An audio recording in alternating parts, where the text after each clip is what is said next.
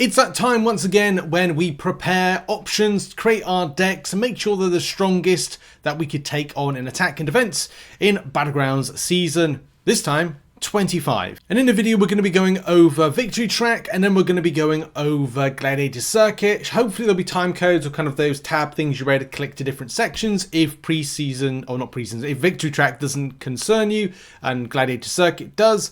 And of course everybody's going to have their own ideas of who they think is going to be good. There is a spreadsheet attached to this video, and of course the video relies on adding extra context or just info that's relatively important to what, is in that particular spreadsheet. So let's get into this. So the general emphasis is to have defenders that are sugar pill, that will gain access to interacting with placebo buffs. We'll talk about how to counter that in a minute, but from a perspective of is there anything to worry about? Well, yes, there is actually. Whenever a buff expires on a or nullified from an opponent, there's a 50% chance the defender will gain unstoppable passive, lasting 5 seconds. That's something of an issue, of something to watch out for. So placing a defender that's going to be frustrating for that, yes, very good. Using an attacker that could be buff immune or indeed a decay-based attacker, very important. Also, more so important with decay champions is countering this, because if there are champions that are going to, when you hit them, give a poison and incinerate, you're like, well, I do need decay champions to have that 35% resistance to damage over time effects for each debuff on the defender. So effectively, you want to put more debuffs on the enemy, have a decay based champion, and as well watch out for doing the knockdown, because of course the 10-second slow debuff helps and you want to be able to suppress that unstoppable passive. So I largely put this down to buff immune champions will bypass everything bad and will be easy to use. Warning though, as you'll need to be careful with incinerate and poison because they may not be the decay champions. Decay attacking options, these will be important, more so if you have unstoppable counters, but the focus is on the knockdown, getting a slow debuff, and of course you'll be able to suppress the extent of that poison and incinerate damage that's coming towards you from, of course, those damaging debuffs. There's somewhat of a frustrating element if you are fielding a defender that is not part of the sugar pill, and I can't remember if it's every single champion benefits from that or specific to the actual Alliance Wars tactic. Because if somebody fields a champion like, Onslaught, for example, or Destroyer, you might be, okay, well, I'll take a specific counter against those particular champions, the same way for Weapon X, Viv Vision, or other ones, maybe not Viv Vision, but there are other ones that are kind of non-type of tactic champions, but you'll be fielding against them ideal counters. And if you're fielding ideal counters, then of course that creates a bit of an issue, because you're not fielding some of these champions right here in this particular counter scenario. But let's go with the fact that then people might be fielding these champions. Oh, Viv Vision is Sugar Pill, actually. I got that mistaken there. But if there's some of these champions fielded here, of course you need the most ideal counters to take them down, or the decay-based champions to counter them. Of course, there's going to be very effective counters, attacking-based counters like Titania, who in fact is buff immune and is a decay-based champion. Cassie Lang, same thing, buff immune, and I think Ant-Man is as well, but Spider-Man 2099, if I remember, is not. So, and also the same thing when it comes to Red Guardian as well. Also, fair warning, a lot of the deathless-based champions are put in as an attack and defense option. Is very weird. Like, you can see them right here. And under Alliance Wars, they're hashtag decay and hashtag sugar pill. You can see that on screen right there. Either way, I feel Silk, Luke Cage, Hulk, Count Nefaria, right the way through to Overseer Spider-Ham, Deathless She-Hulk, Photon, Serpent Medusa, they're all going to be incredibly effective. And will they be ideal counters for all situations? Not necessarily. So I'd largely say keep vigilant on maybe who people are putting in defense as to who you're using to counter them. As long as you've got your hashtag decay based champions, it is certainly a lot more easier to take this on based on that damaging debuff damage reduction that you gain from having a hashtag decay based option.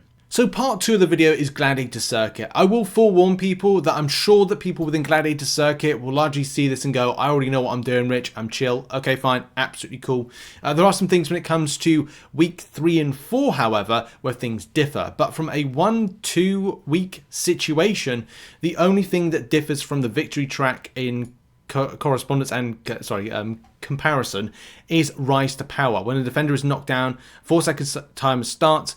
While active each time the defender lands or strikes into the block, they gain 30% of a bar of power. Of course, aggressive and annoying frustrating champions, you'll basically don't be in a block, and added in with the incinerate, poison and the sugar pill and decay stuff, it is a bit frustrating. So there's not largely any kind of great change, but there are some interesting options I would say that would be good to field in defense. Purgatory and champions that ease of access to high amounts of power can be frustrating because they're literally going to SP3 you. The same when it comes to Viv Vision, America Chavez, champions that have unblockable based in their kit that can be, again, annoying. Mysterium, Man-Thing, Kindred, Red Skull, Mojo, list goes on, there's tons. Special attack rotators that are really frustrating like Darkhawk and Sentinel and Shock. All of those are massively frustrating. You could do power and control immune options, especially if you're thinking for whatever reason, and I don't know if you would be, to counter them with power control options like Dormammu, Doctor Doom, Infamous Iron Man, Future Ant-Man and Warlock, to name but a few. But I don't think that will be the way to play with it. It's always very difficult with these, and if I'm being honest, I don't think there's going to feel like much of a difference with it unless you're seeing some very frustrating defenders. And if you're seeing frustrating defenders, then they might not play into the sugar pill, and then it might be more of like, okay, well, I'll use my decay champions as a standard for this one, if indeed I've understood this right, because I'm understanding like either everybody gets sugar pill or they only champions that are actually sugar pill get sugar pill. But hey, look, if I'm wrong about that, I'm wrong about that. Weeks 3 to 4 see a slight shift, and we've got Mixmaster, we've got a lot of high evade, and of course suppressing that or taking that on or countering it is shock or incinerate debuffs. There's also Safeguard, but it's not something that I think a lot of people will necessarily worry about. They'll more be concerned about Mixmaster and Light 'em Up, because you're going to be looking to do Shock and Incinerate in order to suppress that, and trying to as well deal with the fact that you've got high evade based defenders to go against. Now, shout out to MCOC Avenger who put together this. This is an immunity and ability accuracy Jan 2025 infographic. Links in the description to this. If you put in shock immune, so that would be the ones that are down here, the shock immune here, or you put in champions that are incinerate immune, which is here, then you might feel that these are going to be some good options to put in defense. If they are good options to put in defense, then of course, what does that mean? Well, you can't deal with the evade that's going to happen. You have to then bring in champions like Falcon, for example, in order to suppress any stuff like that, rather than going, if I incinerate and shock, I'll be able to suppress the evade. Of course, it's going to be easy access champions to throw that damaging debuff effect, which we'll talk about in a second. But if you had Mephisto in defense, Iceman, if you had Anti-Venom, Kindred, that'll be annoying, Penny Parker, Red Hulk, and of course Maestro, then of course that's going to be very frustrating and annoying, isn't it? So you might have to look to ease of access, evade counters, really, and auto block counters for that. Whether or not it's going to be something like Magneto, it's going to be Medusa, Hercules if it's an auto block based champion, but then it's Mixmaster really that you want to deal with. It's the evade that's frustrating. She-Hulk, Venom, and Mysterium if you're dealing with those Spider-Verse based defenders. Highly unlikely, but it could happen. Spider-Gwen. You've got Bullseye, Spider-Man Stealth Suit, and of course Falcon will be another kind of great option and great counter. If you're looking at Shock and Incinerate based options, then of course Sunspot's easy to access those, and that's going to be the main thing, isn't it? dealing with those Mixed Master evade based abilities that come from the meta, you want to have ease of access to incinerate, poisons, etc. There's also others, you know, Human Torch is going to be one of them. SP1 rotations with Gwenpool, SP1s with Cosmic Ghost Rider. I think it's SP1s with Kushala, and then of course ease of access with Black Widow, Clairvoyant, Wiccan off SP. Oh, it's not SP1. I think it's there in like the general abilities and rotation. SP1 for Hyperion, of course we know about. Similar thing when it comes to SP1 for Bishop. And of course, ease of access for shocks with Infamous Iron Man and Shuri and Storm. Yeah, I think Gladiator Circuit players have really locked down what they're going to be using because they're more experienced with that kind of stuff. But I would say if I have got this idea of like how Sugar Pill is for all champions as opposed to like tagged champions, then take it as best to use decay champions in general because they will be more effective, but I think that's how I've understood it.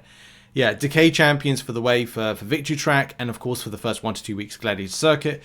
Good luck in creating a deck. I've actually created mine. I'm not going to give it away, but I'm going to test it out a bit more and see what works well. But I do think there's going to be some really decent options, especially if you're getting out of Victory Track in the first weeks of Gladiator Circuit. With the likes of Count Nefaria, Overseer, they're going to be good, but they're not going to be as good as some of the top ones like Hulk, like Luke Cage, like Silk. Silk, I think, is going to be like a go-to champion. But we'll see how this all transpires and boils down. Thank you very much for watching this video. Please check out some other content located on screen and the spreadsheet, which will be linked in the description down below. Appreciate you. See you soon. Bye.